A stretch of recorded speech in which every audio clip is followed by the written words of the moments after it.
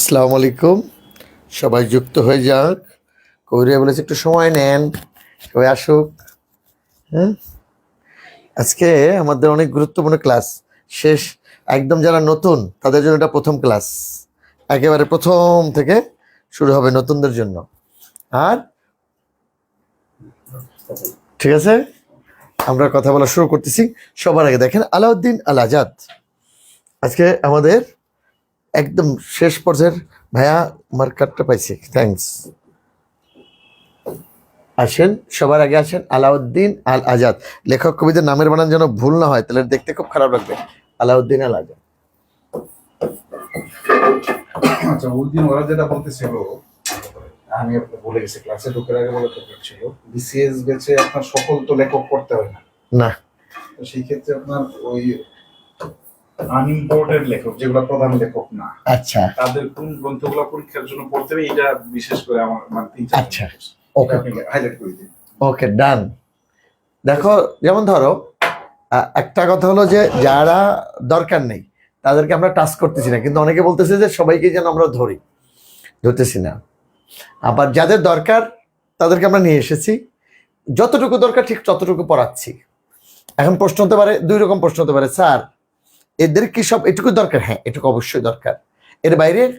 হ্যাঁ, এর বাইরে তুমি পড়বা এই রাইটারদের উপরে প্রিভিয়াস যে কোশ্চেনগুলো আছে ওই সেই এমসিকিউগুলো পড়বা। আমি অন্তত যেটুকু দরকার, যেমন আলাউদ্দিন আল আজাদের যে বইটা দরকার, 3টা বই দরকার, সেই 3টা বই আমি তোমাকে শুধু নাম বলবো, 3টা বই।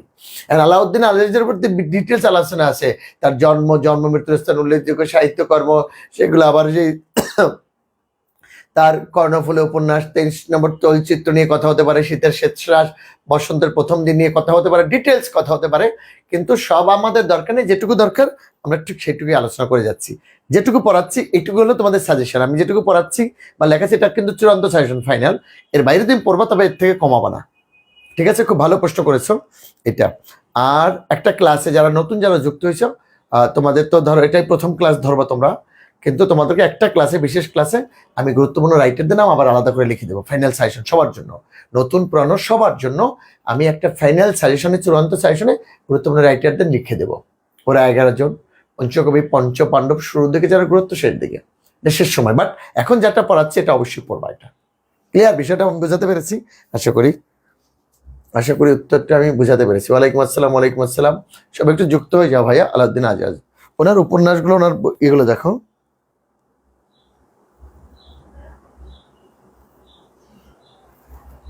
দেখো, একটা হলো উপন্যাস, শুধু 3টা 4টে উপন্যাসের নাম রাখবা, 3টা বা 4টা, এই 3টা গুরুত্বপূর্ণ। দেখো, এটা হলো 23 নাম্বার, সরি এটা রস্য, কিন্তু 23 নাম্বার তৈলচিত্র। 23 নম্বর তৈলচিত্র, এটা নিয়ে একটু কথা আছে, কারণ এটা দিয়ে একটা চলচ্চিত্র নির্মিত হয়েছিল। ওই চলচ্চিত্রটার নাম ছিল বসুন্ধরা। এই চলচ্চিত্রটা 1977 সালে জাতীয় চলচ্চিত্র পুরস্কার লাভ করে। তাহলে আলাউদ্দিন আল আজাদের 23 নাম্বার তৈলচিত্র অবলম্বনে বসুন্ধরা চলচ্চিত্র নির্মিত হয়, যেটা 1977 সালে জাতীয় চলচ্চিত্র পুরস্কার লাভ করে। আর একটা দেখো, এটা আর একটা উপন্যাস, ক্ষুধা ও আশা। এটা কিন্তু একটা বই, ক্ষুধা ও আশা। একটা বিখ্যাত উপন্যাস রয়েছে তার, কর্ণফুলী। ঠিক আছে, এই উপন্যাসটি উপজাতিদের নিয়ে রচিত, কর্ণফুলী। তাহলে ক্ষুধা ও আশা, কর্ণফুলী, 23 নম্বর তৈলচিত্র। আর একটা হলো যেটা সবচেয়ে গুরুত্বপূর্ণ, শীতের শেষ রাত,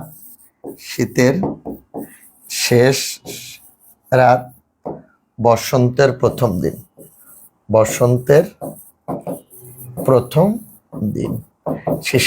শীতের শেষ রাত, বসন্তের প্রথম দিন। আমি একটু কমেন্টগুলো পড়ে আসি, দয়া করে। ক্লাস কমেন্ট করবেন না, বা বলার ক্লাস শেষে বলবেন, এভাবে কমেন্ট করলে ক্লাস দেখবে। হ্যাঁ, এটাও ভালো বলেছে জাকির হোসেন। যেমন ধরো, প্রয়োজনীয় যত কথা প্রশ্ন করা যায়, কিন্তু অপ্রয়োজনীয় যখন প্রশ্ন করে তখন প্রশ্ন হারিয়ে যায়। তাহলে আলাউদ্দিন আল আজাদ সম্পর্কে যদি পরীক্ষা আসে, কয় মিনিট সময় নিচ্ছে আমরা? মাত্র 5 মিনিট সময়। একজন রাইটার। পারবে না তুমি বলো? একটা কি বলেছি, 23 নম্বর তৈলচিত্র, শীতের শেষ রাত, বসন্তের প্রথম দিন, ক্ষুধা ও আশা, হ্যাঁ, আর একটা কি বলেছি বলতো? কর্ণফুলী। কর্ণফুলী উপন্যাসে উপজাতিদের কথা বলা আছে। 23 নম্বর তৈলচিত্র, এটা জাতীয় চলচ্চিত্র পুরস্কার লাভ করে, কারণ এটা দিয়ে একটা চলচ্চিত্র হয়েছিল, সেটার নাম বসুন্ধরা, এটা 1977 সালে। এই আলাউদ্দিন আল আজাদ। আর এর বাইরে আলাউদ্দিন আজাদ সম্পর্কে এর বাইরে কিছু আসবে না ইনশাআল্লাহ। তাহলে খুব বেশি কঠিন হয়ে গেল পড়াটা, একটু বলো তো। নো। নেক্সট আসো, আমরা কন্টিনিউ করে যাচ্ছি। এরপর আসো আব্দুল গাফফার চৌধুরী।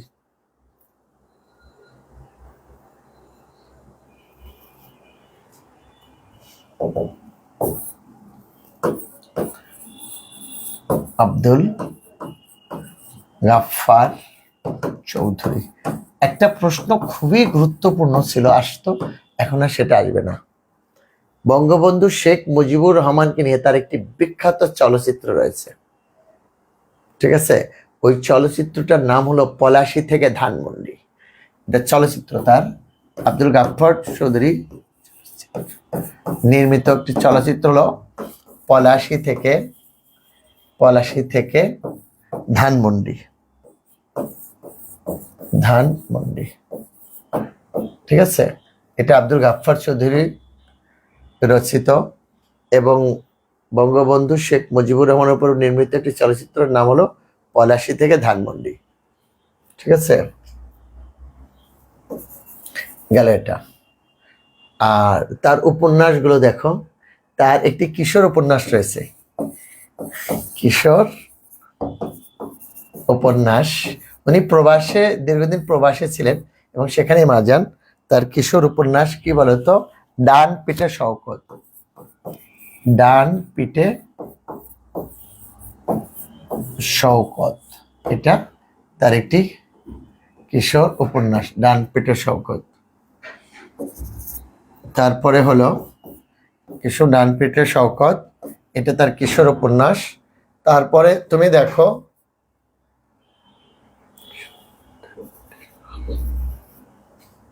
ডান পিঠে শওকত, আর আরেকটা দেখবা তার উপন্যাসগুলো, বিখ্যাত উপন্যাস। একটা হলো চন্দ্রদ্বীপের উপাখ্যান, যেটা আসার মতো, চন্দ্রদ্বীপের উপাখ্যান। তোমরা জানো বরিশালের আগের নাম ছিল চন্দ্রদ্বীপ, চন্দ্রদ্বীপের উপাখ্যান। এর আগে বাইরেও আসতে পারে, নাম না জানা ভোর, আর হলো শেষ রজনীর চাঁদ।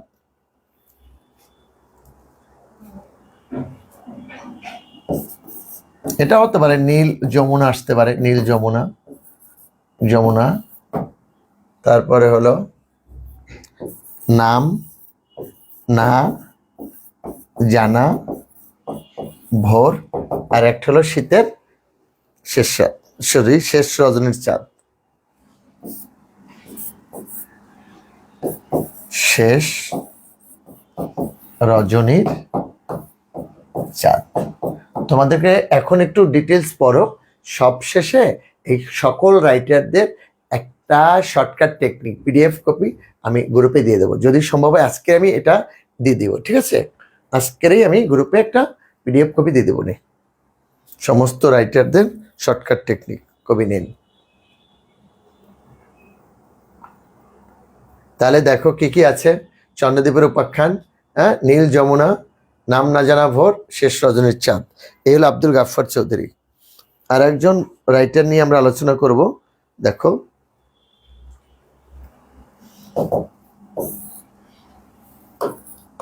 জহির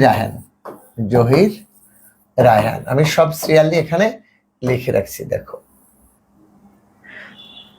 স্বাধীন বাংলাদেশে প্রথম গুম হওয়া ব্যক্তি জহির রায়হান। স্বাধীন বাংলাদেশে প্রথম গুম হওয়া ব্যক্তি হলেন জহির রায়হান। 1972 সালে, দেশ স্বাধীন হওয়ার পরে 1972 সালের 30 জানুয়ারি তিনি গুম হন। 1972 সালের 30 জানুয়ারি 1972 সালের 30 জানুয়ারি তিনি গুম হন। ঠিক আছে, 30 জানুয়ারি তিনি গুম হন। তো বলেছিলাম বহুমুখী প্রতিভার অধিকারী ছিলেন। তার দুইটা বিখ্যাত প্রামাণ্য চিত্র, প্রামাণ্য চিত্র হলো, প্রামাণ্য চিত্র বুঝো, বাস্তব বিষয়কে তুলে ধরা। আমি স্টপ জেনোসাইড, আর একটা হলো let there be light, let there be light. এটা তার বিখ্যাত দুইটা প্রামাণ্য চিত্র। ভাষা আন্দোলন ভিত্তিক প্রথম উপন্যাস আরেক ফাল্গুন এর রচয়িতা জহির রায়হান। কি বলতো, আর উপন্যাসটা লিখি, পরে আমি বলে দিচ্ছি। উপন্যাস হলো আরেক ফাল্গুন। আরেক, এটা যে ভাষা আন্দোলন ভিত্তিক প্রথম উপন্যাস, এটা কেন লিখি নাই জানো? কারণ হলো আমরা ভাষা আন্দোলন ভিত্তিক আলোচনার মধ্যে বলে দেবো না। তাহলে ভাষা আন্দোলন ভিত্তিক প্রথম উপন্যাস, হ্যাঁ, এর বাইরেও তার বেশ কয়েকটা উপন্যাস রয়েছে, বুঝছো? যেমন ধরো তুমি বরফ গলা নদী, হ্যাঁ, 1000 বছর ধরে, তৃষ্ণা, এগুলো তার বিখ্যাত উপন্যাস।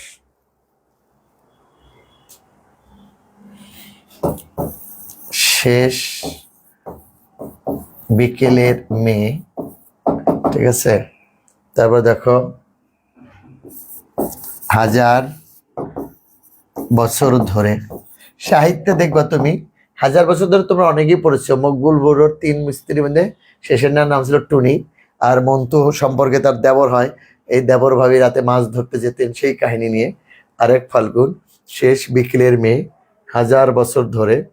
তারপরে হলো বরফ গলা নদী, দেখো বরফ গলা নদী, এই কটা গুরুত্বপূর্ণ। তৃষ্ণা আসতে পারে, নাও আসতে পারে। আচ্ছা, যদি জিজ্ঞেস করি তাহলে কি কি উপন্যাস লেখা হয়ে গেলে ওকে বলে দিও, ঠিক আছে?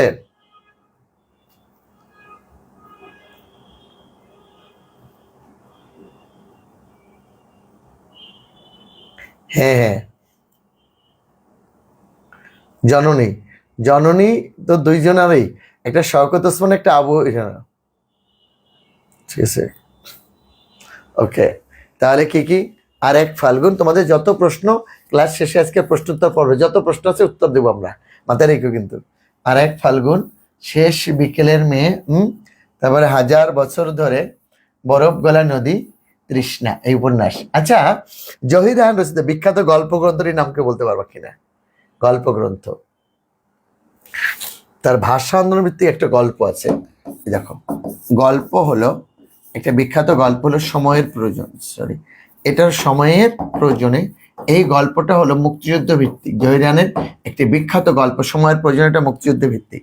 আর ভাষা আন্দোলন ভিত্তিক হলো 21-এর গল্প, 21-এর গল্প। দেখো কিভাবে উনি আমাদের চেতনাকে ধারণ করেছেন, মুক্তিযুদ্ধ, ভাষা আন্দোলন। তাহলে গল্প কি সময়ের প্রয়োজনে, সময়ের প্রয়োজনে। আর এটা কি বলতো, 21-এর গল্প, 21-এর গল্প সময়ের প্রয়োজনে, ঠিক আছে, গল্প। তাহলে এটা গেল উপন্যাস, এটা গেল উপন্যাস, ঠিক আছে। 1000 বছর ধরে, বরফ গলা নদী, তৃষ্ণা। আর এটা হলো সময়ের প্রয়োজনে, এটা গল্প, 21-এর গল্প, তার গল্প। আর একটা হলো, দেখো, তার গল্প গ্রন্থ, বিখ্যাত জহির রায়হান রচিত বিখ্যাত গল্প গ্রন্থের নাম সূর্যগ্রহণ, সূর্যগ্রহণ। আর তাহলে সূর্যগ্রহণ হলো জহির রায়হানের গল্প গ্রন্থ, সময়ের প্রয়োজনে, মুক্তিযুদ্ধ ভিত্তিক, 21-এর গল্প, ভাষা আন্দোলন ভিত্তিক। একটা কথা 3বার 4বার করে বলে যাচ্ছি, যেন তোমরা জানো, কথা একটা বারবার বললে ওটা মাথার মধ্যে গেঁথে থাকে, যেন পড়লে, পড়ার সাথে সাথে পরীক্ষায় কমন আসলে সাথে সাথে যেন আনসারটা পারো। আর একটা চলচ্চিত্র আছে, জহির রায়হানের একটি বড় চলচ্চিত্র, কি জানো? এটা হলো ভাষা আন্দোলন ভিত্তিক প্রথম চলচ্চিত্র, জীবন থেকে নেয়া, জীবন থেকে নেয়া। তোমরা জানো তিনি নায়িকা সুচন্দাকে বিয়ে করেছিলেন জহির রায়হান, জীবন থেকে নেয়া। তাহলে জহির রায়হান রচিত বিখ্যাত চলচ্চিত্র জীবন থেকে নেয়া, গল্প সূর্যগ্রহণ গল্পগ্রন্থ, গল্প সময়ের প্রয়োজনে, 21-এর গল্প, উপন্যাস আরেক ফাল্গুন, আরেক ফাল্গুন, বরফ গলা নদী, শেষ বিকেলের মেয়ে, 1000 বছর ধরে, তাই না? তুমি দেখো সাহিত্যে কি অবস্থা, সব পরকীয়া, হ্যাঁ, এই যে তুমি দেখো, এই যে দেখবা, পরকিয়া, পদ্মা নদীর মাঝি, কপিলা, কুবের, এই যে 1000 বছর ধরে মন্তুতুনি, তুমি শ্রীকৃষ্ণ কীর্তন কাব্য দেখো, রাধা কৃষ্ণ, এইগুলো সব, ঠিক আছে, এগুলো সব পরকিয়া। পরকিয়া বলতো পরের উপকার করে যে, না?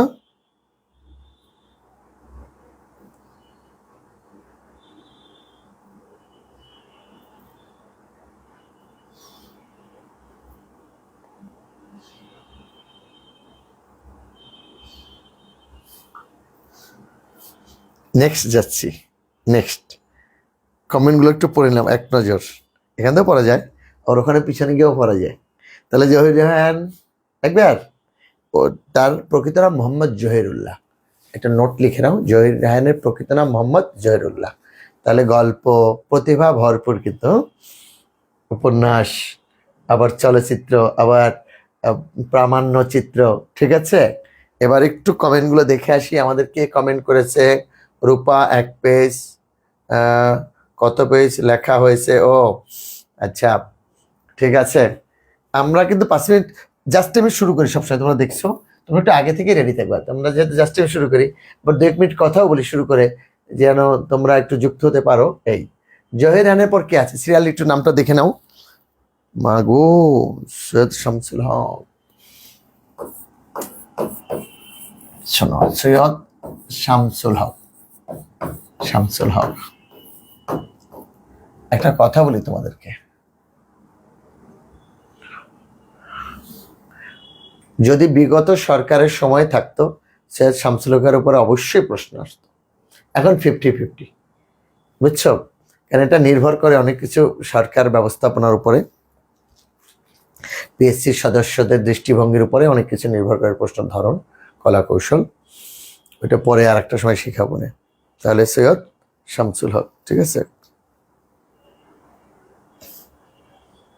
এটা তাহলে সৈয়দ শামসুল হকের বিখ্যাত উপন্যাস, সৈয়দ শামসুল হকের বিখ্যাত বিখ্যাত বিখ্যাত উপন্যাস রয়েছে, কাব্যনাটক রয়েছে, তারপরে রয়েছে গল্প রয়েছে। এটা উনি সব্যসাচী লেখক এবং মাত্র 28 বছর বয়সে তিনি 21 পদক, সবচেয়ে কম বয়সে যারা 21 পদক পান তিনি সৈয়দ শামসুল হক, তাকে সব্যসাচী লেখক বলা হয়। বাংলা সাহিত্যের প্রথম সব্যসাচী লেখক হলেন রবীন্দ্রনাথ ঠাকুর। রবীন্দ্রনাথ ঠাকুরের পরে একমাত্র বুদ্ধদেব বসুকে সার্থক সব্যসাচী লেখক বলা যায়। তবে আব্দুল মান্নান সৈয়দ এবং সৈয়দ শামসুল হক এরাও সব্যসাচী লেখক হিসেবে পরিচিত।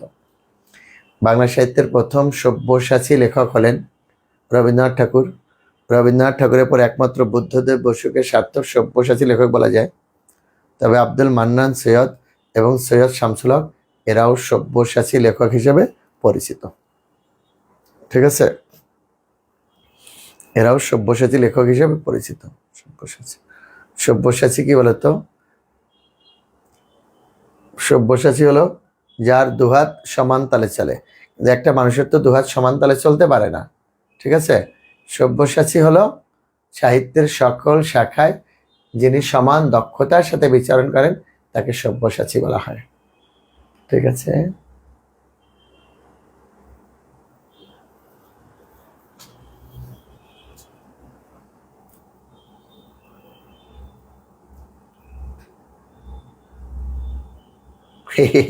এটা কেমন হলো বলো তো?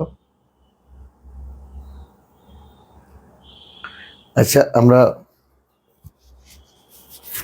ও বলেছে 31 বছর বয়সে, আমরা এটা দেখে নিই আবার। হ্যাঁ, আমি জানি আমার কাছে যে ইনফরমেশন 28 বছর, ও বলছে 31 বছর, আমরা আবার দেখবো না। এটা খুব ভালো একটা করেছে কমেন্ট।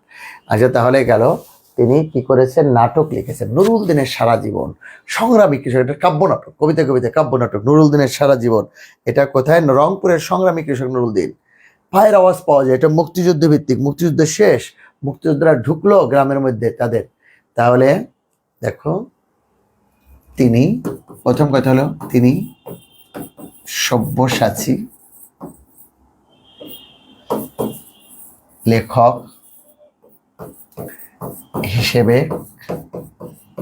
পরিচিত, তিনি সব্যসাচী লেখক হিসেবে পরিচিত।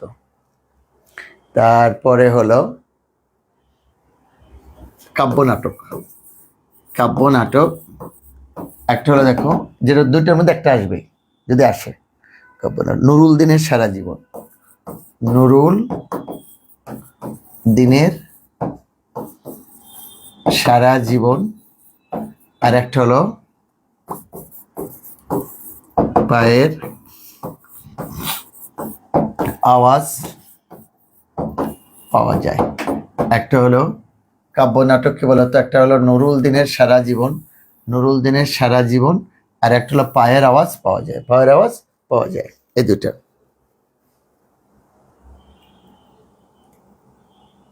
জাগো বাহে, রাইট।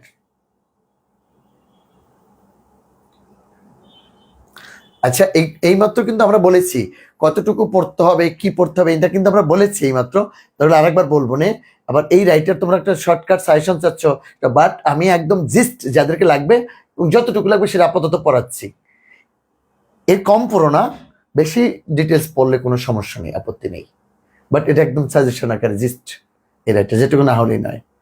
এবার আসো সৈয়দ শামসুল হকের এটা পায়ের আওয়াজ পাওয়া যায়, যদি আসে এটা কি, এটা মুক্তিযুদ্ধ ভিত্তিক নাটক, মুক্তিযুদ্ধ শেষ, মুক্তিযোদ্ধারা গ্রামের মধ্যে ঢুকছে, তাদের পায়ের আওয়াজ পাওয়া যাচ্ছে, এই প্রেক্ষাপটে রয়েছে তাহলে পায়ের আওয়াজ পাওয়া যায়।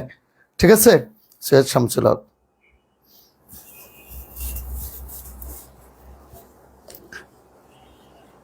এবার দেখো গল্প দুইটা লাগবে, একটা হলো শীতের শেষ বিকেল, আর একটা হলো জলেশ্বরীর গল্পগুলো। গল্প একটা তথ্য দেব তোমাদের, গল্প দিব, শীতের শেষ বিকেল, আর একটা হলো জলেশ্বরীর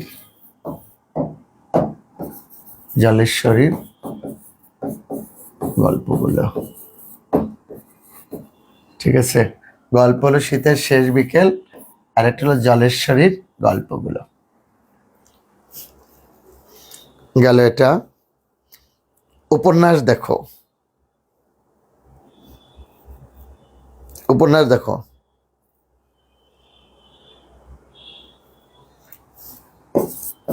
উপন্যাস নিষিদ্ধ লোবান, নিষিদ্ধ লোবান, লোবান এটা কিন্তু মুক্তিযুদ্ধ ভিত্তিক উপন্যাস, নিষিদ্ধ লোবান।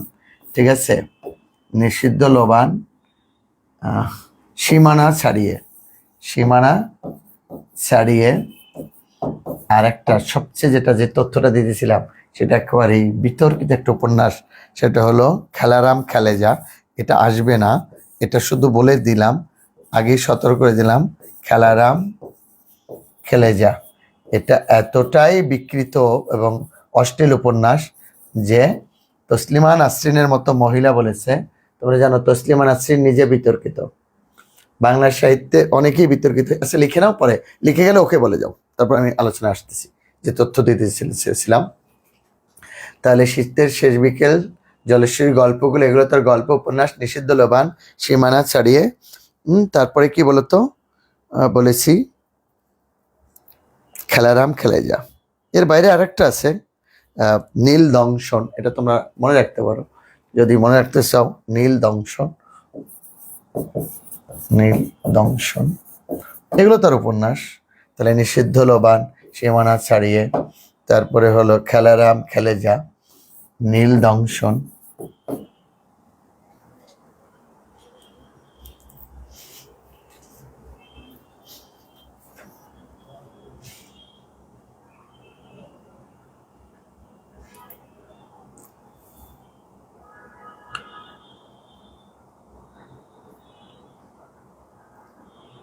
ওকে,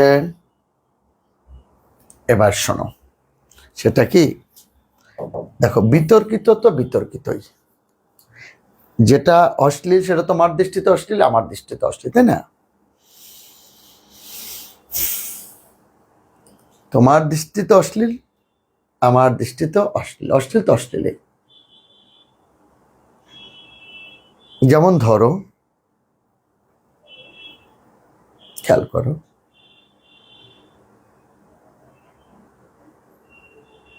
বাংলা সাহিত্যে এরকম অনেক বিতর্কিত হয়েছে, রবীন্দ্রনাথ ঠাকুর নিজে বিতর্কিত হয়ে গেছেন, তার বিচারক ছোট গল্পটির চলচ্চিত্র অশ্লীলতার অভিযোগে নিষিদ্ধ হয়ে গেল, পরিচালক ছিলেন শিশির ভাদুরী। রবীন্দ্রনাথ ঠাকুরের ল্যাবরেটরি ছোট গল্পটা অশ্লীলতার অভিযোগে সমালোচিত হয়ে গেল। একটু পরে আলোচনায় আসবো, একবারে বলে ফেলি। আব্দুল মান্নান সৈয়দ স্যার, আমার সরাসরি শিক্ষক, 1968 সালে ওনার প্রকাশিত হয় সত্যের মতো বদমাস গল্প গ্রন্থটি। ভয়াবহ অশ্লীলতার অভিযোগে পাকিস্তান সরকার নিষিদ্ধ করে দিলেন। হুমায়ুন আজাদ, উনি নিজে বিতর্কিত নারী, দ্বিতীয় লিঙ্গ, এই প্রবন্ধগুলোর দ্বারা উনি বিতর্কিত হয়ে গেলেন। এমন কিছু লিখেছেন যেটা খুব ভালো কথা নয় আর কি।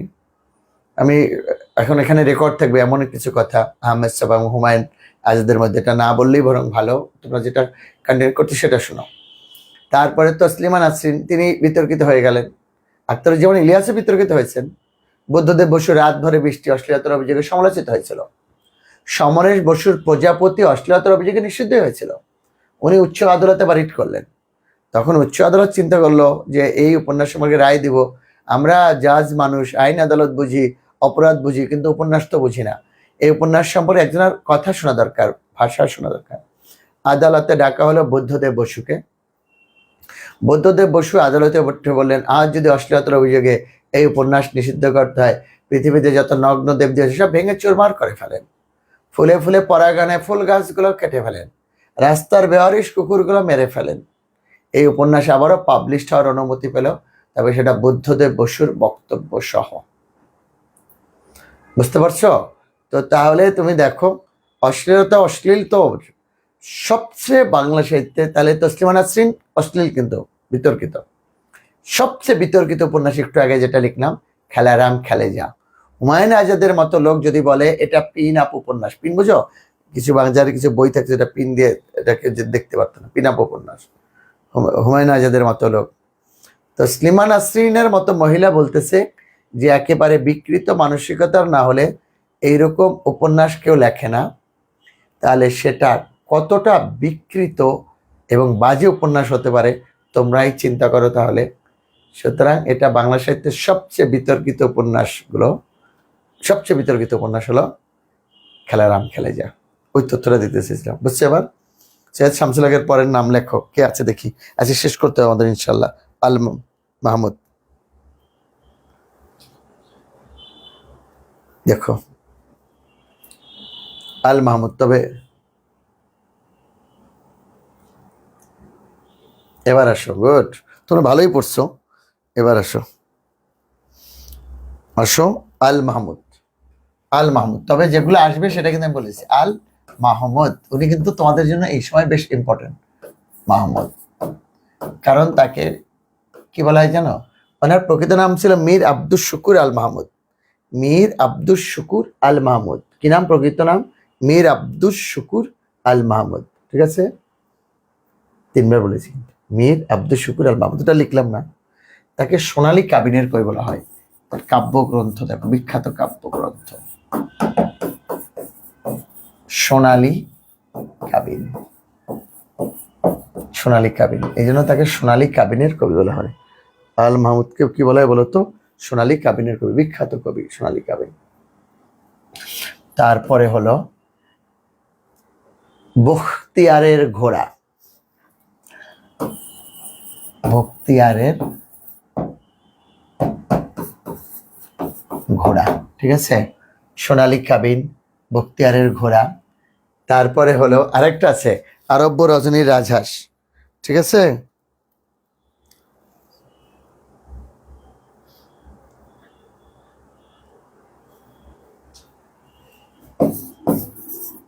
এর বাইরে আর বসবে না। আরব্য রজনীর রাজহাঁস, আর হলো মায়াবী পর্দা দুলে ওঠে। মায়াবী পর্দা দুলে ওঠে। ঠিক আছে, তাহলে কি কি? সোনালী কাবিন বলেছি, বখতিয়ারের ঘোড়া বলেছি, আরব্য রজনীর রাজহাঁস বলেছি, আর মায়াবী দুলে ওঠে। এই ওনার একটা গল্প গ্রন্থ আছে আর কি, গদ্য গ্রন্থ, পানকৌড়ির রক্ত। যদি আসে তাহলে কি করবা তুমি সেখানে? তাহলে আর একটা গ্রন্থের নাম আছে, ওখানে নেই, এটাকে দেখো, কালের কলস। এটা কখনো কখনো কখনো আসছে। তাহলে আল মাহমুদ একটু গুরুত্বপূর্ণ বলে, যদি ওই বিগত সরকার থাকতো তাহলে আল মাহমুদ অত গুরুত্বপূর্ণ ছিল না যতটা গুরুত্বপূর্ণ সৈয়দ শামসুল হক। এখন সৈয়দ শামসুল হকের থেকে আল মাহমুদ গুরুত্বপূর্ণ হয়ে গেল, এই জন্য সব লিখে দিলাম কাব্যগ্রন্থগুলো। তাহলে তাকে সোনালী কাবিনের কবি বলা হয়। তার প্রকৃত নাম মীর আব্দুল শুকুর আল মাহমুদ। উল্লেখযোগ্য গ্রন্থ সোনালী কাবিন, বখতিয়ারের ঘোড়া, আরব্য রজনী রাজহাঁস, মাবি পর্দা দুলে ওঠেন, কালের কলস। ঠিক আছে। আর একটা গল্প গ্রন্থ আছে, এটাকে তুমি গদ্য গ্রন্থ নাম দাও। তার গদ্য গ্রন্থ যদি আসে বা গল্প গ্রন্থ, তাহলে পান কৌড়ির রক্ত। পান কৌড়ির রক্ত। তিতাস পাড়েরা ব্রাহ্মণবাড়িয়াতে, জানো কুমিল্লার, বৃহত্তর কুমিল্লা একটা বিখ্যাত নদী তিতাস নদীর পাড়ে উনি পরন্ত বিকেলে শহরের এই যে সেই তিতাস নদীর পাড়ে বসতেন, সন্ধ্যায় উঠে আসতেন, একটা ফুল ছিঁড়ে কবিতা লিখেছিলেন অসাধারণ। তার বিখ্যাত কবিতা নোলক, আমার মায়ের সোনার নোলক হারিয়ে গেছে ভাই, সে তাই, এই যে বিখ্যাত বিখ্যাত অসাধারণ কিছু কবিতা লিখেছেন তিনি। আচ্ছা, আল মাহমুদ প্রথমে ছিলেন, প্রথমে বাম ছিলেন, কিন্তু তিনি কবি শামসুর রহমানের ঘরানা। পরে উনি পুরোপুরি ডান দিকে ঘরে, খুব বেশি শিক্ষিত ছিলেন না, ইন্টার পাস ছিলেন। বঙ্গবন্ধু তাকে এই যে শিল্পকলা একাডেমির মহাপরিচালক করেছিলেন। তিনি তখনও বাম ছিলেন, পরে আস্তে আস্তে তিনি একদম পুরোপুরি ডান দিকে ডাইভার্ট হন, বাম থেকে ডান দিকে ডাইভার্ট হন, ওই জন্য গুরুত্বপূর্ণ আর কি। কবি শামসুর রহমান আজীবন বামই ছিলেন, যদি শেষবার তিনি নামাজ পড়তে দেখেছি আমি তাকে। আচ্ছা, গেল এটা আল মাহমুদ। এবার আসো মমতাজউদ্দিন আহমেদ, আমার স্যার।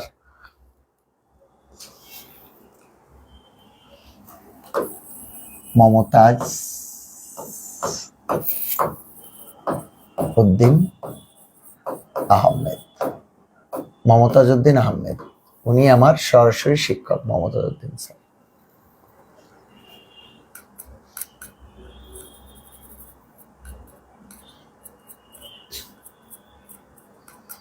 দেখো, ওনার নাটকগুলোর জন্য উনি বিখ্যাত আর কি, বিশেষ করে এগুলো মুক্তিযুদ্ধ ভিত্তিক নাটক, খেয়াল রাখলে হবে এটুকু শুধু, ওনার নাটক এগুলো মুক্তিযুদ্ধ ভিত্তিক নাটক। দেখো, একটা হলো সাত ঘাটের কানাকড়ি, সাত ঘাটের কানাকড়ি, আমি এগুলো সব শর্টকাট টেকনিক দিয়ে দেবো ইনশাআল্লাহ আজকালকার মধ্যেই। সাত ঘাটের কানাকড়ি, বকুলপুরের স্বাধীনতা, বকুলপুরের স্বাধীনতা, স্বাধীনতা, তারপরে হলো স্বাধীনতা আমার স্বাধীনতা, স্বাধীনতা আমার স্বাধীনতা, স্বাধীনতা। আর একটা দেখো, কি চাহো শঙ্খচিল, কি চাহো শঙ্খচিল। তাহলে দেখো, একটা হলো সাত ঘাটের কানাকড়ি, বকুলপুরের স্বাধীনতা, স্বাধীনতা আমার স্বাধীনতা, আর একটা হলো কি চাহো শঙ্খচিল, কি চাহো শঙ্খচিল।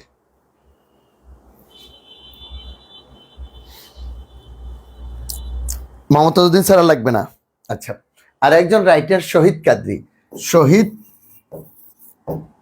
কাদরী, উনি প্রবাস জীবনে ছিলেন। শহীদ কাদরী তিনি প্রবাস জীবনে ছিলেন। তার সর্বশেষ, দেখো, তার সর্বশেষ প্রকাশিত কাব্যগ্রন্থের নাম আমার চুম্বনগুলি পৌঁছে দিও। শহীদ কাদরী যদি আসে একটা, তার সর্বশেষ প্রকাশিত কাব্যগ্রন্থের নাম আমার চুম্বনগুলি, আমার চুম্বনগুলি, আমার চুম্বনগুলি পৌঁছে দিও, সরি পৌঁছে দিও, আমার চুম্বনগুলি পৌঁছে দিও। শহীদ কাদরীর সর্বশেষ প্রকাশিত কাব্যগ্রন্থের নাম আমার চুম্বনগুলি পৌঁছে দিও। শহীদ কাদরীর সর্বশেষ, প্রবাস জীবনকে বেছে নিয়েছেন, ওখানে প্রবাসী মারা গেছেন, এবং তার সর্বশেষ প্রকাশিত কাব্যগ্রন্থের নাম আমার চুম্বনগুলি পৌঁছে দিও। শহীদ কাদরী একজন রাইটার, একটা গ্রন্থ আসলে একটাই। তাহলে কতটা শর্ট করে দিচ্ছি তোমাদের, বুঝতে পারছো? নেক্সট যাও, আব্দুল্লাহ আল মামুন,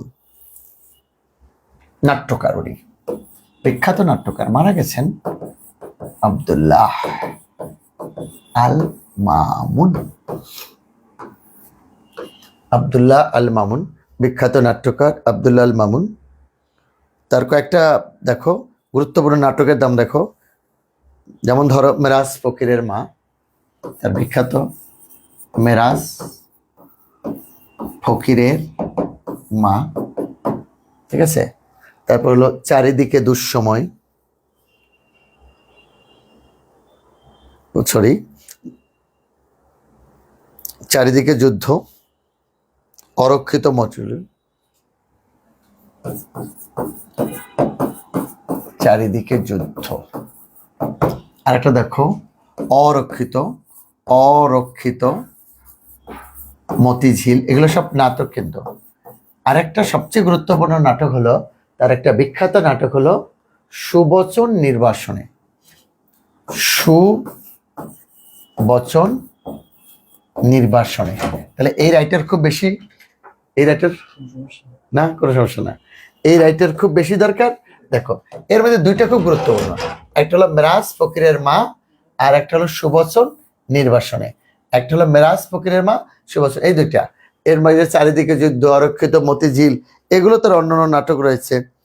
যদি এইও এখন দুঃসময়, এগুলো তোরাই এই দেশের মানুষ কত, ঠিক আছে।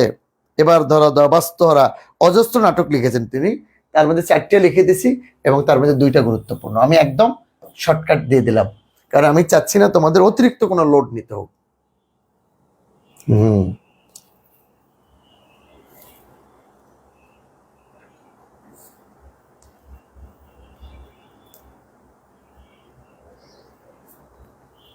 ঠিক আছে, আব্দুল্লাহ আল মামুন গেল।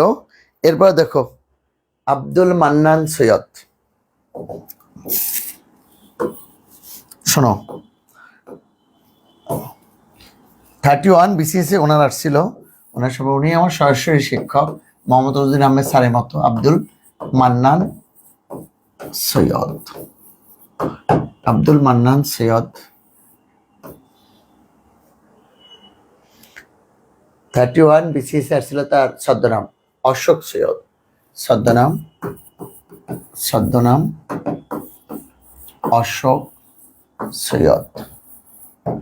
উপাধি দেখো, বাংলাদেশের প্রথম সব্যসাচী লেখককে রবীন্দ্রনাথ ঠাকুর। রবীন্দ্রনাথের পর একমাত্র বুদ্ধদেব বসুকে সার্থক সব্যসাচী লেখক বলা যায়। তবে আব্দুল মান্নান সৈয়দ এবং সৈয়দ শামসুল হক দুজনেই সব্যসাচী লেখক হিসেবে পরিচিত। তার মানে ওনাকেও সব্যসাচী লেখক বলা যায়, লেখক বলা যায়। 1968 সালে লেখা তার উপন্যাস, 1968 সালে লেখা তার গল্প গ্রন্থ কি? সত্যের মতো বদমাস, সত্যের মতো বদমাস, বদমাস ভয়াবহ অশ্লীলতার অভিযোগে, ভয়াবহ অশ্লীলতার অভিযোগে সত্যের মতো বদমাস বলবন ভয়াবহ অশ্লীলতার অভিযোগে নিষিদ্ধ হয়। 1968 সালে তার লেখা সত্যের মতো বদমাস গল্প গ্রন্থটি না ভয়াবহ অশ্লীলতার অভিযোগে পাকিস্তান সরকার কর্তৃক নিষিদ্ধ হয়। এই কথা লিখতে পারো তুমি চাইলে, তখন তো পাকিস্তানই ছিল, পাকিস্তান সরকার কর্তৃক নিষিদ্ধ হয়।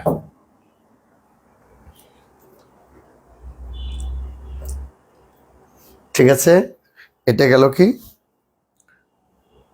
ডান ছদ্মনাম উপাধি।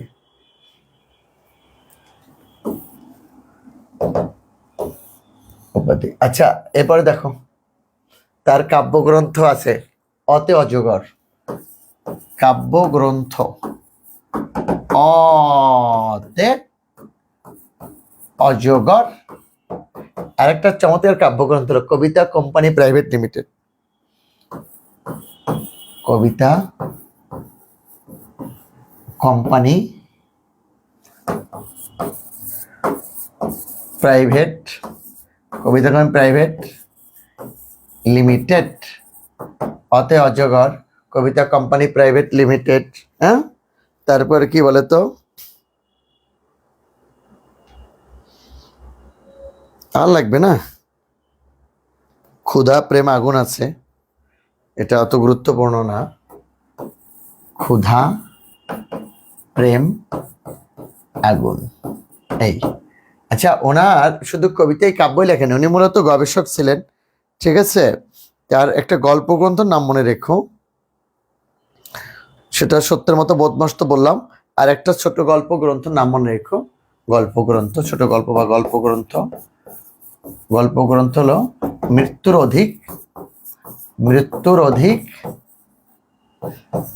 অধিক লাল ক্ষুধা, মৃত্যুর অধিক লাল ক্ষুধা। তাহলে অতে অজগর, কবিতা কোম্পানি প্রাইভেট লিমিটেড, ক্ষুধা প্রেম আগুন, মৃত্যুর অধিক লাল ক্ষুধা, এগুলো তার কি বলতো, এগুলো তার গল্প গ্রন্থ আর কি।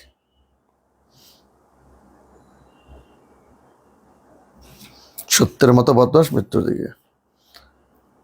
তাহলে গেল আর কি। ওনাকে পরাবাস্তববাদী কবিও বলা হয় কিন্তু, বুঝতো, মান্নান সিং স্যারকে পরাবাস্তববাদী কবিও বলা হয়। পরাবাস্তব, তাকে, ওনাকে নিয়ে আমি একটা আর্টিকেল লিখেছিলাম, পরাবাস্তববাদী কবিও বলা হয়, কবিও বলা হয়। অর্থাৎ 60-এর দশকে, 1960-এর পরে যারা উত্তর আধুনিকতা বলেছিলেন বাংলা সাহিত্যে, এদের মধ্যে নৈরাশ্যবাদীতে কাজ করেছিল, ওনাকে নৈরাশ্যবাদী কবি বলা হয়, পরাবাস্তববাদী কবি বলা হয়। এইটুকুই মোটামুটি তথ্য, আসলে আসলো, না আসলে নাই, এর ভিতরে বাইরে আর যাওয়ার কোনো দরকার নেই। ঠিক আছে ভাইয়া, শেষ। আচ্ছা শোনো, এরপরে আরেকজন আছে মহাদেব সাহা। মহাদেব সাহা, আমি বললে ওনার সম্পর্কে বলে দিতে পারি কবিতা, কিন্তু ওনার উপরে প্রশ্ন হবে না। তোমরা শর্ট করতে চাইছিলা, যদি শর্ট করে দিই তাহলে ওনাকে আমি শর্ট করে দিলাম, বাট ওনার উপরে আসবে না। আর যদি বলো স্যার একটা দুইটা বইয়ের নাম লিখে দেন মহাদেব সাহা, তাহলে এই গৃহে এই সন্ন্যাস মানব এসেছি কাছে, কি সুন্দর অন্ধ, এই গৃহ এই সন্ন্যাস মানব এসেছি কাছে, কি সুন্দর অন্ধ, লিখে দেব, এই গৃহে এই সন্ন্যাস মানব এসেছি কাছে, কি সুন্দর অন্ধ। ওনার উপর আসবে না, এই জন্য লিখলাম না, শর্ট। মহাদেব সাহা গেল। এবার আসো রফিক আজাদ। বাবা, রফিক আজাদ, শোনো, রফিক আজাদ, তার ডাকনাম জীবন। ভাদ্যে হারামজাদা কবিতাটির জন্য তাকে বঙ্গবন্ধু শেখ মুজিবুর রহমানের মুখোমুখি হতে হয়েছিল। তার ডাকনাম জীবন। ভাদ্যে হারামজাদা কবিতাটির জন্য তাকে বঙ্গবন্ধু শেখ মুজিবুর রহমানের মুখোমুখি হতে হয়েছিল। তার ডাকনাম জীবন। ভাদ্যে হারামজাদা কবিতাটির জন্য তাকে বঙ্গবন্ধু শেখ মুজিবুর রহমানের মুখোমুখি হতে হয়েছিল। ভাদ্যে হারামজাদা, ঠিক আছে। তার ডাকনাম জীবন। ভাদ্যে হারামজাদা কবিতাটির জন্য তাকে বঙ্গবন্ধু শেখ মুজিবুর রহমানের মুখোমুখি হতে হয়েছিল, ঠিক আছে।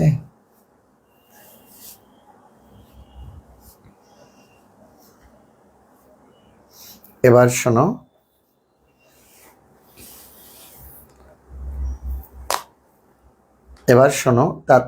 তার প্রথম প্রকাশিত কাব্যগ্রন্থের নাম অসম্ভবের পায়ে। যদি আসে রফিক আজাদের প্রথম প্রকাশিত কাব্যগ্রন্থের নাম কি? অসম্ভবের পায়ে। অসম্ভবের পায়ে।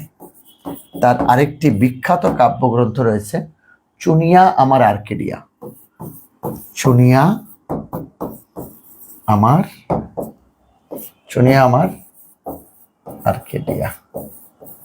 তাহলে রফিক আজাদের বিখ্যাত কাব্যগ্রন্থ হলো অসম্ভবের পায়ে, তার আরেকটি বিখ্যাত গ্রন্থ চুনিয়া আমার আর্কেডিয়া। চুনিয়া আমার আর্কেডিয়া তার বিখ্যাত কাব্যগ্রন্থ, ঠিক আছে। এই তো,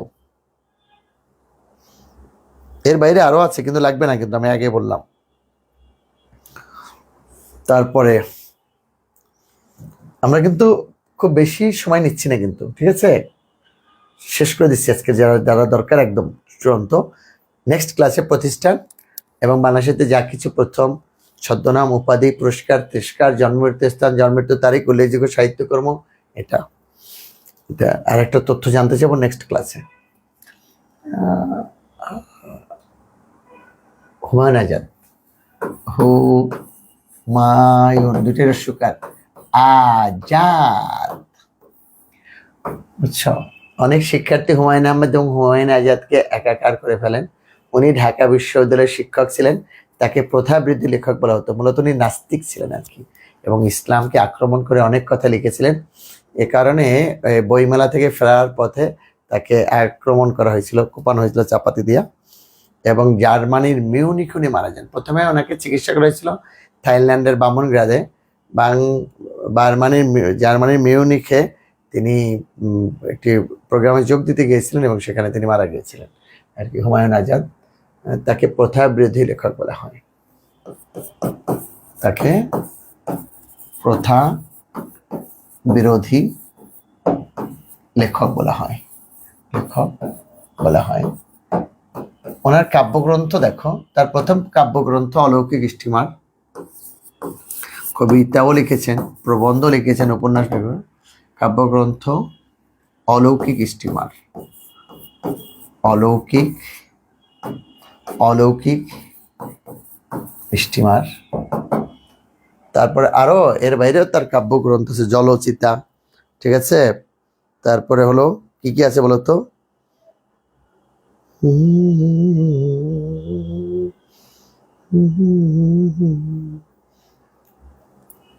এর বাইরে দেখো জলচিতা ভাগ, ঠিক আছে? তারপরে সবকিছু নষ্টদের অধিকারে যাবে,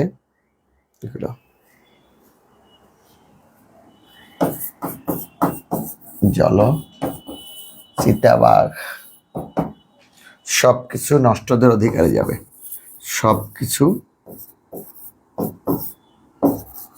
নষ্টদের অধিকারে যাবে,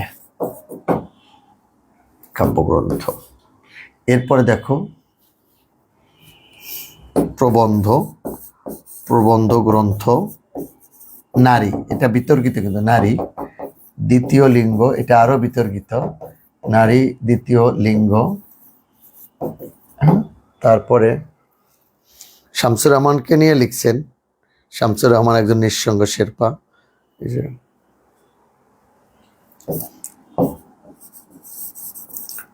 লাল নীল দীপাবলি, লাল নীল দীপাবলি। তারপরে হলো কত নদী সরোবর, কত নদী সরোবর। শামসুর রহমান একজন নিঃসঙ্গ শেরপা, শামসুর রহমান একজন নিঃসঙ্গ শেরপা।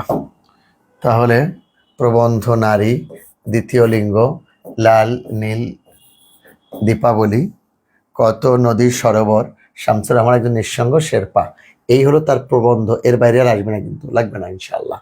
হুমায়ুন আজাদ। উপন্যাসটা একটু দেখো, উপন্যাস এগুলো বিতর্কিত, উপন্যাসও বিতর্কিত। উপন্যাস অশ্লীলতার জন্য না, এটা হলে ইসলামকে বিদ্বেষ করার জন্য, আবার মৌলবাদ কথাটা বলেছেন। এ দেখো পাক সার জমিন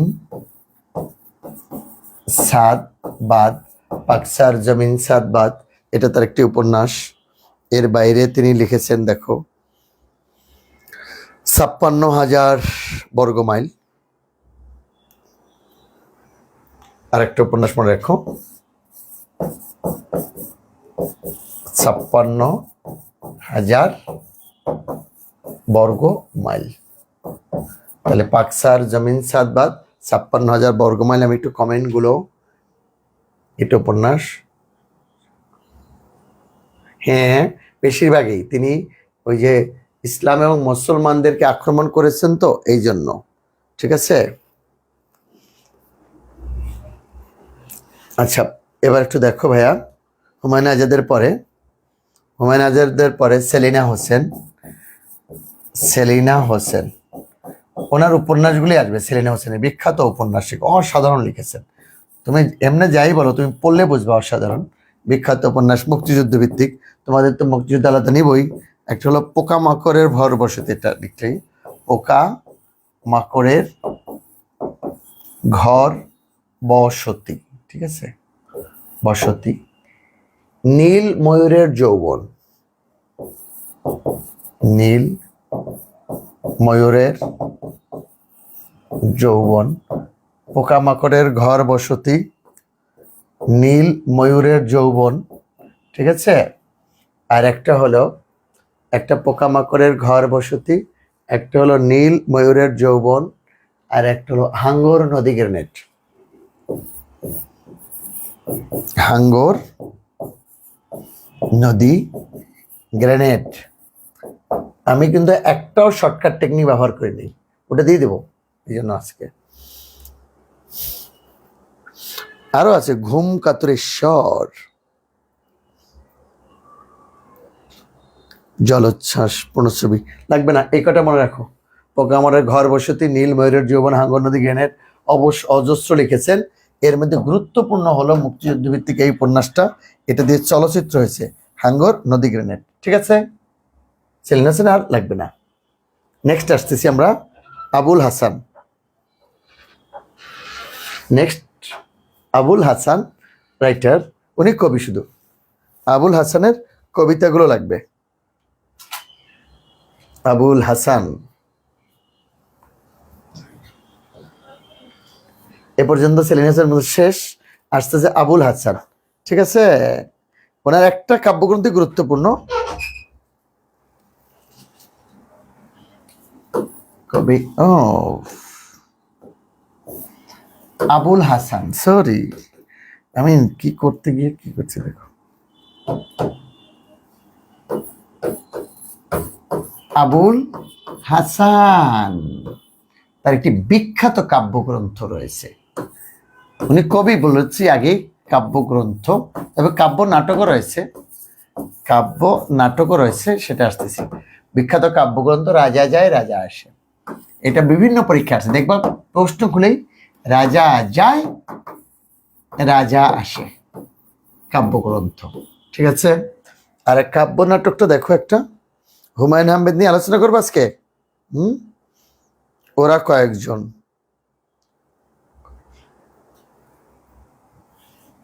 এখানে একটাই,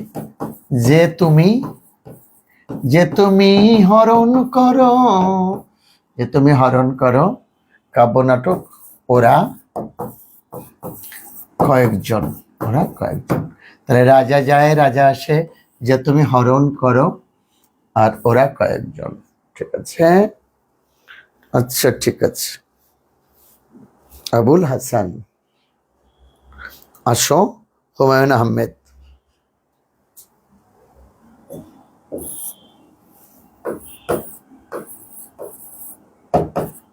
হুমায়ুন আহমেদ বিখ্যাত লেখক, প্রবন্ধিক, গবেষক হুমায়ুন আহমেদ, ঔপন্যাসিক, উপন্যাস লিখেছেন অজস্র দ্বারা হুমায়ুন আহমেদ।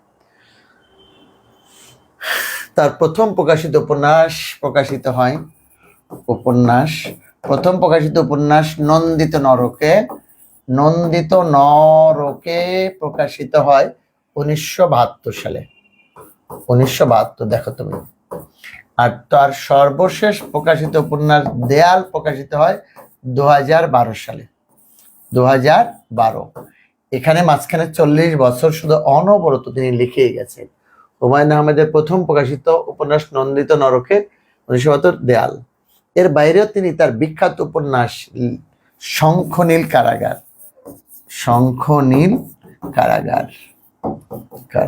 অজস্র উপন্যাস লিখেছেন।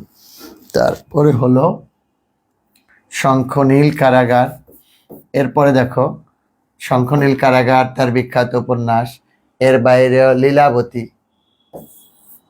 লীলাবতী, আমি বিখ্যাতগুলো লিখে দিচ্ছি, ঠিক আছে। তারপরে হলো দেখো মুক্তিযুদ্ধ ভিত্তিক উপন্যাসগুলো একটু দেখো, এটা আলাদা স্টার দিয়ে লিখলাম। মুক্তিযুদ্ধ ভিত্তিক জ্যোৎস্না ও জননীর গল্প, একটা 1971 নামই আছে উপন্যাস। তারপরে হলো জ্যোৎস্না ও জননীর গল্প, সরি জ্যোৎস্না বানানটা ভুল হয়েছে আমার, জ্যোৎস্না ও জননীর গল্প।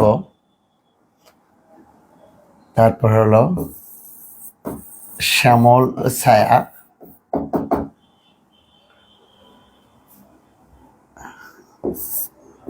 আগুনের পরশমণি, আগুনের পরশমণি, অনিল বাগচির একদিন, অনিল বাগচির, অনিল বাগচির একদিন।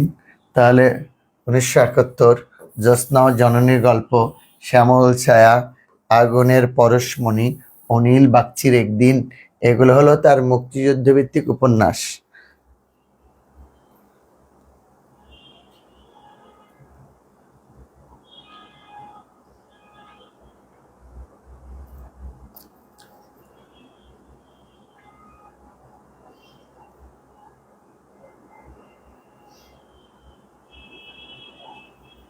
এর বাইরেও কত উপন্যাস লিখছে কবি, এটা ওনার কবি আছে, তারাশঙ্করবতী কবি আছে, এই সব দিন রাত্রি, এই সব কি আসবে আমি জানি না।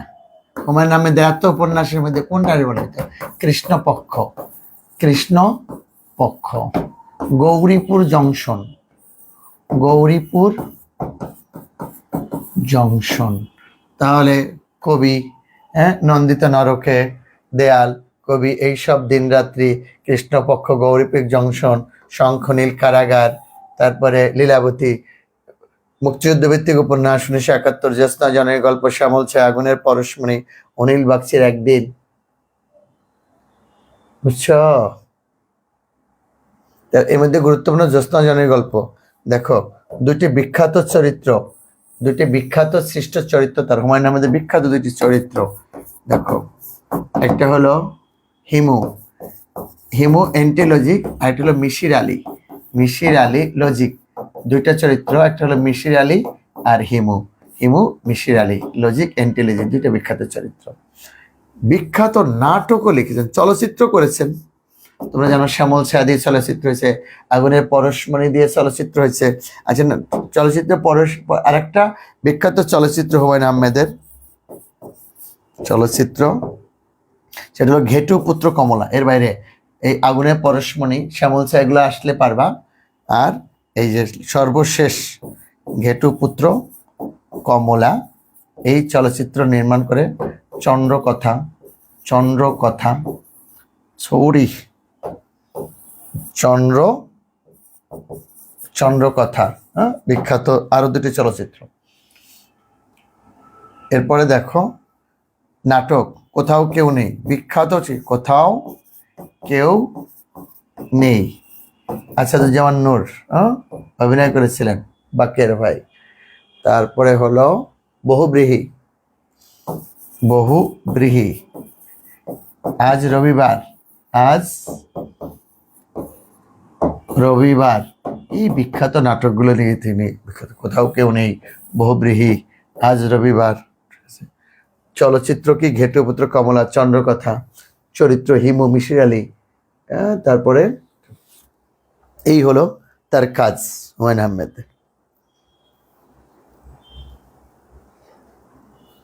আচ্ছা আরো দুটি উপন্যাসের নাম লিখে দেব। একটা হলো প্রিয়তমেশু, আর একটা উপন্যাস খেলো ওনার বিখ্যাত, যেটা আমাকে সবচেয়ে বেশি বিমোহিত করেছে দুটি উপন্যাস।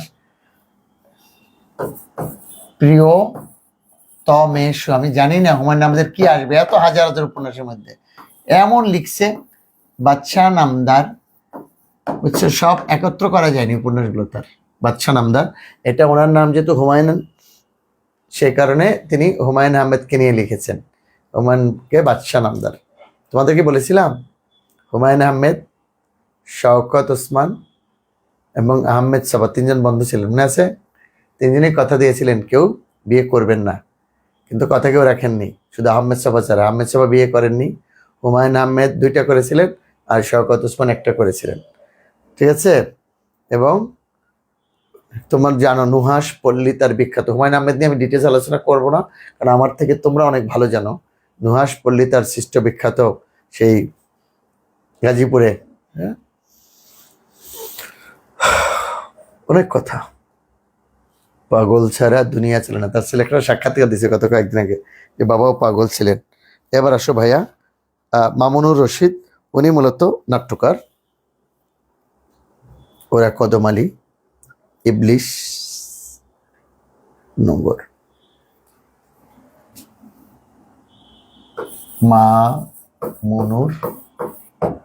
মামুনুর রশিদ নাট্যকার। এর মধ্যে একটা বিখ্যাত নাটক হলো ওরা কদম আলী। ওরা কদম আলী একজন প্রতিবন্ধী যুবকের নিয়ে ওরা কদম আলী। তারপরে দেখো গিনিপিগ আছে, তার একটি বিখ্যাত নাটক গিনিপিগ, ওরা কদম আলী, গিনিপিগ, ঠিক আছে, গিনিপিগ। তারপরে হলো নোঙ্গর, তার আরেকটি নোঙ্গর, ইবলিশ, ওরা আছে বলেই ওরা কদম আলী, নোঙ্গর, ইবলিশ, ওরা আছে বলেই। তাহলে কি কি? একটা হলো ওরা কদম আলী, গিনিপিগ, নোঙ্গর, ইবলিশ, ওরা আছে বলেই। এগুলো মামুনুর রশিদের বিখ্যাত নাটক। যদি আসে এর মধ্যে যে কোনো একটা, এর বাইরে লাগবে না। মামুনুর রশিদ। আমি সেলিম আল দিন যাব। সেলিম আল দিন একবার একটা পরীক্ষা ছিল। সেলিম আল দিনের কোন নাটকটি তিনি কোন উপজাতিদের নিয়ে নাটক লিখেছিলেন? নাটক লিখেছেন, গবেষণা করেছেন, তাকে নাট্যাচার্য বলা হয়। শেষ ভদ্রলোকের আগের ভদ্রলোক আছে সেলিম আল দিন, তাকে নাট্যাচার্য বলা হয়। তাকে নাট্যাচার্য, নাটকের আচার্য, অধ্যক্ষ, নাটকের নাট্যাচার্য। তোমরা জানো অধ্যক্ষের বাংলাটা হলো আচার্য, আর কি, ভিসির ভাইস প্রিন্সিপাল হলো উপাচার্য, আর সি যেটা চ্যান্সেলরের বাংলাটা হলো আচার্য। তাহলে তাকে নাট্যাচার্য বলা হয়। তিনি জাহাঙ্গীরনগরের শিক্ষক ছিলেন এবং ওখানেই তাকে কিন্তু সমাহিত করা হয়েছে সেলিম আল দিনকে। তার পথনাটক দেখো, এই যে পথনাটক, এটা রিটেন হওয়ার ছিল বিসিএস এর। পথনাটক এটা হলো গঙ্গা বর্দি, আর একটা হলো জন্ডিস ও বিবিধ বেলুন। জন্ডিস ও বিবিধ বেলুন, এগুলো তার পথনাটক। এগুলো হলো পথনাটক। পথে প্রান্ত যে নাটক করা যায় সেটা পথনাটক। নাটক দেখো, উনি মারমাদের নিয়ে লিখেছিলেন একটি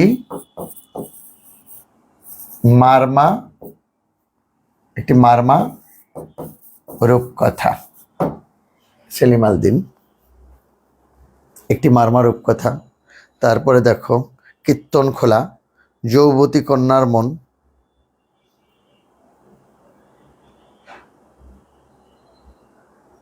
ঠিক আছে। তারপর কি কি বলতো? কীর্তন খোলা।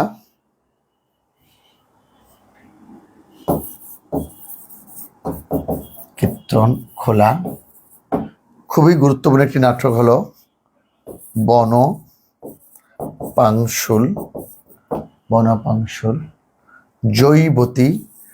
জয়বতী কন্যার মন। আমি গুরুত্বপূর্ণগুলো দিয়ে দিচ্ছি। সেলিম আল দিনের একটি মারমা রূপকথা, কীর্তন খোলা, বনপাংশুল, জয়বতী কন্যার মন। আর কি বলতো, আর কি আসতে পারে?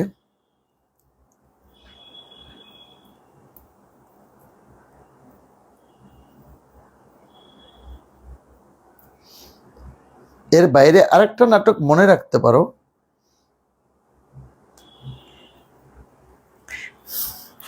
সর্প বিষয়। এটা নাটকটার নাম হলো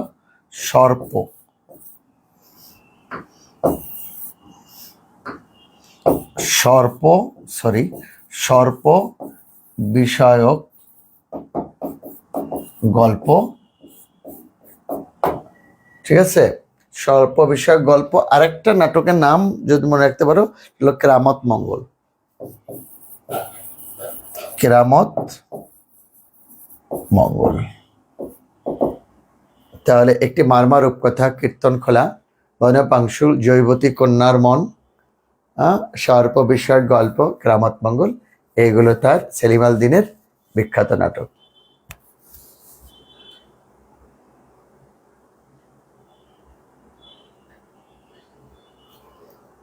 ঠিক আছে, এই ছিল তার।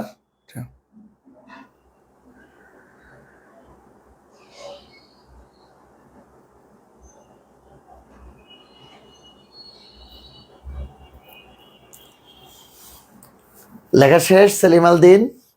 একটু টানা লেখা হয়ে গেছে আজকে, তাই না? আর একটা লাস্ট সর্বশেষ আজকে আলোচনায়। তাহলে কি কি আবার বলি, তার পথনাটক গঙ্গাবর্তী, জন্ডিস ও বিবিধ বেলুন, নাটক একটি মারমা রূপকথা, কীর্তন খোলা, বনপাংশুল, এটা খুবই গুরুত্বপূর্ণ, বনপাংশুল খুবই গুরুত্বপূর্ণ। তারপরে কি বলছি বলতো, জৈবতী কন্যার মন, সর্প বিষয়ক গল্প, আর কেরামত মঙ্গল। কেরামত মঙ্গল এর মধ্যে এটা বনপাংশুলটা বিভিন্ন পরীক্ষা বিভিন্ন সময় আসছে। আর একবার প্রশ্ন ছিল তিনি কোন উপজাতিদের নিয়ে লিখেছিলেন। পথনাটক দুইটা রিটেন এসেছিল, লিখে নাও, একটা স্ক্রিনশট দিয়ে নাও। ওকে বা ডান, সর্বশেষ। Thank you very much. তাহলে আমরা পড়াটা কি তোমাদের সংক্ষেপ করে দিয়েছি? ইয়েস। দেখো, রুদ্র মোহাম্মদ শহীদুল্লাহ লাস্ট আজকের যে সবার আলোচনা, তুমি দেখো রুদ্র মোহাম্মদ শহীদুল্লাহ। তোমাদের সাথে নেক্সট স্যাটারডেতে আবার দেখা হবে রুদ্র মোহাম্মদ শহীদুল্লাহ। তার বিখ্যাত দুটি গ্রন্থ, একটা হলো ভালো আছি, তার গানটা আর কি, ভালো আছি ভালো থেকো, আকাশের ঠিকানায় চিঠি লিখো। রুদ্র মোহাম্মদ শহীদুল্লাহ বিখ্যাত গান, ওই গানটাই শুধু মনে রেখো। একটি বিখ্যাত গান হলো, ওনার কাব্য, উপন্যাস, নাটক এগুলো থেকে আসার একেবারেই কোনো সম্ভাবনা নেই, খালি একটি বিখ্যাত গান সংলাপ মনে রাখবা যদি কখনো আসে। ভালো আছি ভালো থেকো, আকাশের ঠিকানায় চিঠি লিখো। গানটি কার রচনা, রচিতকে রুদ্র মোহাম্মদ শহীদুল্লাহ। তিনি তসলিমা নাসরিনের প্রথম স্বামী ছিলেন। প্রচুর সিগারেট খেতেন, পায়ে পছন্দ ধরেছিল। ডক্টর বললেন যে যদি সিগারেট না ছাড়েন তা পা কেটে ফেলতে হবে। উনি বলছেন দরকার হলে আপনি পা কেটে ফেলেন, কিন্তু আমি সিগারেট ছাড়তে পারবো না। খুব অকালে মারা গেলেন রুদ্র মোহাম্মদ শহীদুল্লাহ। তার বিখ্যাত গান কি রুদ্র মোহাম্মদ শহীদুল্লাহ?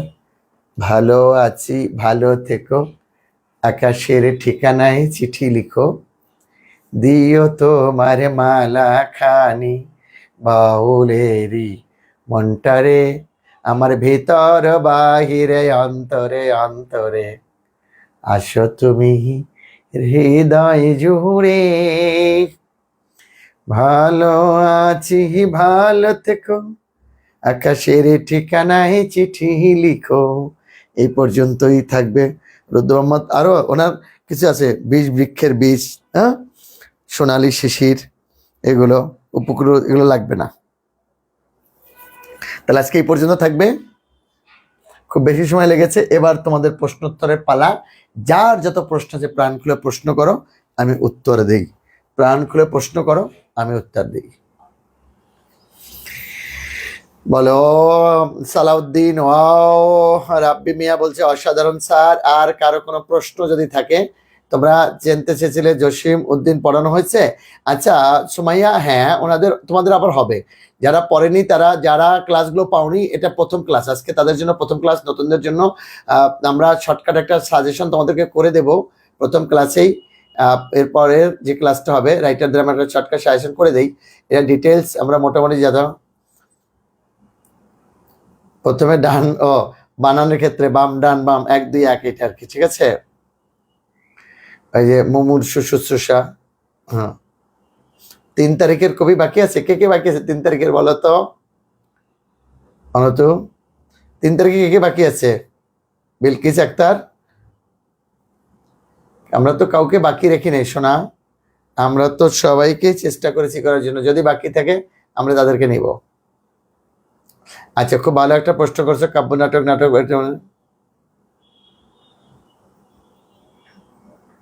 জসীমউদ্দিন পুরানোদের পড়ানো হয়নি? আরে জসীমউদ্দিন ফারুক আহমেদ বাকি। আচ্ছা আচ্ছা শোনো, তাহলে ফারুক আহমেদ দেখো, ফারুক আহমেদ, ফারুক আহমেদ দেখো, ফারুক আহমেদের কথাটা শোনো, ওনার উপর কিন্তু খুবই গুরুত্বপূর্ণ ফারুক আহমেদ, কারণ বঙ্গবন্ধুর সময় ওনাকে বাংলাদেশ বেতার থেকে মেরে বের করে দেওয়া হয়েছিল, বিখ্যাত লেখকের। যেমন একটু কথা শোনা ভাইয়া, কাব্য নাটক, নাটক হলো, আচ্ছা কবিতার সমন্বয় হলো কাব্য, আর এটা যখন বই আকারে প্রকাশ করে তখন কাব্যগ্রন্থ। আমি যখন তোমাকে গল্প শোনাবো, গল্প স্ক্রিপ্ট লিখে রাখলাম গল্প, কিন্তু বই আকারে প্রকাশ করা হলো গল্প গ্রন্থ। তাহলে কবিতার সমন্বয় হলো কাব্য, বই আকারে প্রকাশ করা হলে এটা হলো কাব্য গ্রন্থ। আর কোনো কাহিনী নিয়ে যখন এগিয়ে যায় তখন হয় কাহিনী কাব্য, যখন নকশিকাথার মাঠ, সজন বাদিয়ার ঘাট, মা যে জননী কান্দে, এগুলো সব কাহিনী কাব্য। নাটকে 5টা অঙ্ক থাকে, ভাগ থাকে, বিভাজন থাকে, নাটক হয়। এই নাটকে যদি কম থাকে, নাটক থেকে 5টা অঙ্ক থেকে কম হয়, নাটিকা 1টা অঙ্ক হলে একাঙ্কিকা। এই নাটক যখন গান গেয়ে হয় তখন গীতি নাটক, শুধু গান গেয়ে পরিচয় চলার পথে, তখন গীতি নাটক। নেচে নেচেলে নৃত্য নাটক, কবিতায় কবিতায় কাব্য নাটক। ঠিক আছে, নাটকের পরিণতি যদি করুণ রসাত্মক হয় তাহলে ট্র্যাজেডি, হাসি ঠাট্টার মাধ্যমে নায়ক নায়িকাদের মিলন দেখালো হলো কমেডি। এই নাটক যখন পথে প্রান্তরে করা যায় তখন হয় পথ নাটক। এই নাটকে যখন সমাজের অসঙ্গতিপূর্ণ দিকগুলো তুলে যায় তখন হয় প্রহসন। ঠিক আছে, শুধু গান গেয়ে পরিচয়। তাহলে তুমি দেখো, এখনো শেষ হয় নাই কিন্তু। ফারুক আহমেদের দেখো, তাকে খালি খেয়াল রাখবা কি আসতে পারে। তোমাদের দেখো কতটা শর্ট করে দিচ্ছি পড়াগুলো। তাকে ইসলামী রেনেসার কবি বলা হয়, ইসলামী রেনেসার কবি বলা হয়। রেনেসার মানে কি? পুনর্জাগরণ। রেনেসার কবি বলা হয়, কবি বলা হয়। ঠিক আছে, তার বিখ্যাত কাব্য নাটক, ওই যে নাটকটা কবিতা কাব্য নাটক, নৌফেল ও হাতেম। ঠিক আছে, বিখ্যাত কাব্য নাটক। তিনি তিনি তিনি তিনি তিনি তিনি তিনি তিনি তিনি তিনি এই যে পাখির বাসা, বাচ্চাদের জন্য লেখা পাখির বাসা কাব্যটির জন্য রেনেসাঁ মানে পুনর্জাগরণ। তিনি পাখির বাসা, এই ক্লাসটা পাবা তোমরা। কাব্য কি, মহাকাব্য কি, নাটক কি, প্রসঙ্গে, ট্র্যাজেডি কি, কমেডি কি, গল্প কি, উপন্যাস কি, রূপক কি। ফারুক আহমেদের সাতসাগর মাঝি কিন্তু একটা কবিতা, আবার কাব্য। রবীন্দ্রনাথের সোনারতরী কবিতা আবার কাব্য, বলাকা কবিতা কাব্য। পাখির বাসা কাব্যটির জন্য, তিনি পাখির বাসা কাব্যটির জন্য ইউনেস্কো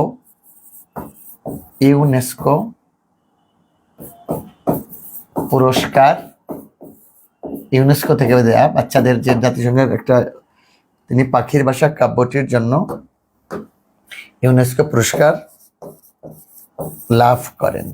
তিনি পাখির বাসা কাব্যটির, তাকে ইসলামী রেনেসার কবি বলা হয়। কাব্য নাটক নৌফেল ও হাতেম, পাখির বাসা কাব্যটির জন্য তিনি ইউনেস্কো পুরস্কার লাভ করেন। ঠিক আছে,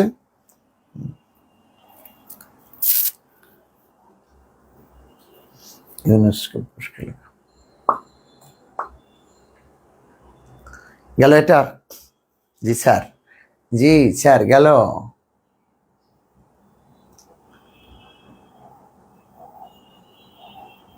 এতগুলো বাদ, প্রমথ চৌধুরী, নজিবুর রহমান সাহিত্য, ইসমাইল সিরাজি, এতগুলো বাদ পড়ে গেল কি হবে? কিন্তু আমার তো মনে হয় 3 তারিখে আছে, কয় তারিখ? পরে ক্লাসে না নিলাম, যারা বাদ পড়ে গেছিল তাদেরটা পরে ক্লাসে নিলাম। আচ্ছা, যারা বাদ পড়ে গেছে কোনো সমস্যা নেই, এগুলো আবার রিপিট হবে একদম শুরু থেকে।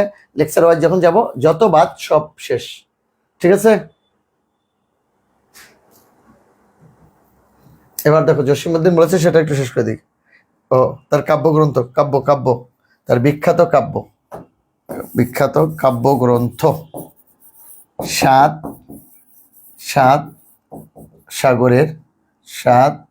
সাগরের মাঝি, তার বিখ্যাত কাব্যগ্রন্থ, কোনো বাকি থাকবে না। সাতসাগরের মাঝি তার বিখ্যাত কাব্যগ্রন্থ, ঠিক আছে, সাতসাগরের মাঝি। এর বাইরেও বিখ্যাত রয়েছে সাতসাগরের মাঝি তার বিখ্যাত, কোনটা বাকি থাকবে না, একদম সিরিয়ালি আবার ধারাবাহিক আমরা আসতেছি। সাতসাগরের মাঝি তার বিখ্যাত কাব্যগ্রন্থ, এর বাইরে আরেকটা আছে সিরাজম মুনিরা, সিরাজম সিরাজম মুনিরা, এইটা তার বিখ্যাত কাব্য। তাহলে সাতসাগরের মাঝি, তাকে ইসলামী রেনেসাঁর কবি বলা হয়। কাব্য নাটক, নভেল, আয়তাম, পাখির ভাষা কাব্যের জন্য ইউনেস্কো পুরস্কার লাভ করেন। এটা বাচ্চাদের জন্য লেখা, শিশুদের জন্য লেখা বিখ্যাত কাব্যগ্রন্থ সাতসাগরের মাঝি। এর বাইরে একটা আছে সিরাজম মুনিরা, এই ফরুক আহমেদ, ঠিক আছে।